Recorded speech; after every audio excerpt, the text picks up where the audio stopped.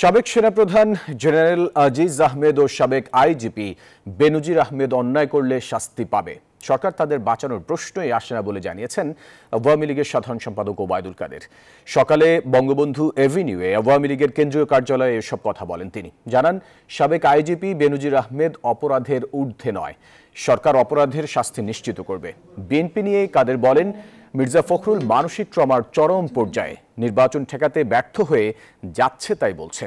যারা সন্ত্রাসের সাথে জড়িত তাদের গ্রেফতার করা হয়েছে বিএনপির নেতা বলে নয়। এর আগে ৭৫-এর প্রতিরোধ যোদ্ধা, সাবেক সংসদ সদস্য ও নেত্রকোনা জেলা আওয়ামী লীগের সহ সভাপতি সদ্যপ্রয়াত মানু মজুমদারের মরদেহে আওয়ামী লীগের পক্ষ থেকে শ্রদ্ধা জানানো হয়। সাবেক আইজিপি কোন আর সাবেক সেনাপ্রধান?